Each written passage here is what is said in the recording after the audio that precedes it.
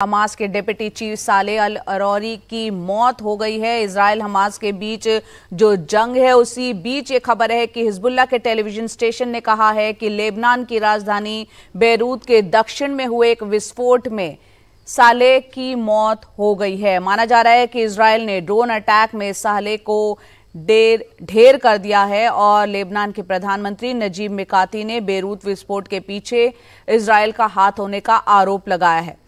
मिकाती ने कहा है कि युद्ध में लेबनान को खींचने की साजिश है। और इस वक्त हमारे सहयोगी उमा शंकर सिंह हमारे साथ जुड़ रहे हैं ज्यादा अपडेट के साथ। उमा, यहां पर जो खबर आ रही है हमास के डिप्टी चीफ को ढेर करने की, उससे जुड़ी क्या जानकारी मिल रही है? और यहाँ लेबनान की तरफ से कहा जा रहा है ये लेबनान को युद्ध में घसीटने की एक कोशिश है। बताएं पूरा अपडेट।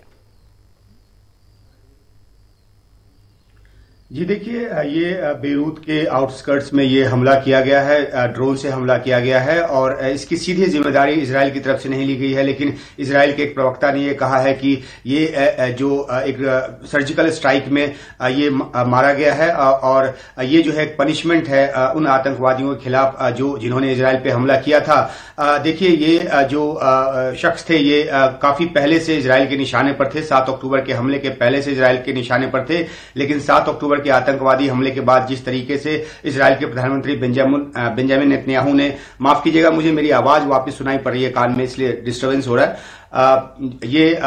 इसको निशाना बनाने की बात पहले की गई थी, लेकिन 7 अक्टूबर के हमले के बाद इजराइल के प्रधानमंत्री ने साफ तौर पे ये कहा था कि जो हमास के आतंकवादी हैं वो जहां कहीं भी होंगे उनको ढूंढकर मारा जाएगा और इसी सिलसिले में ये हमला किया गया है। हालांकि मैंने बताया कि सीधे तौर पर इजराइल ने इसकी जिम्मेदारी नहीं ली है।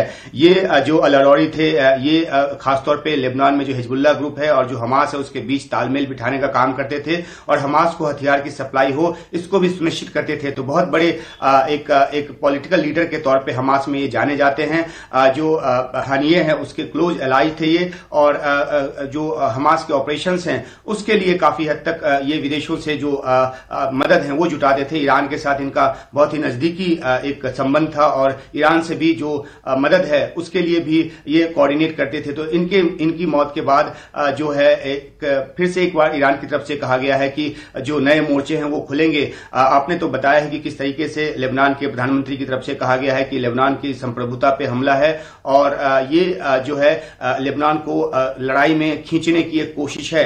जबकि इजराइल ने साफ तौर पे ये कहा है कि ये लेबनान पे नहीं बल्कि आतंकवादी पे हमला है और ये हिजबुल्लाह पे भी हमला नहीं है, ये कहा गया है इजराइल की तरफ से। इजराइल इसको डाउन प्ले करने की कोशिश कर रहा है। हालांकि उसको एक बड़ी कामयाबी हाथ लगी है हमास के इस नेता को मारे जाने के साथ ही। लेकिन हमास की तरफ से या फिर हिजबुल्लाह की तरफ से ये कहा गया है कि इसका बदला जो है वो लिया जाएगा।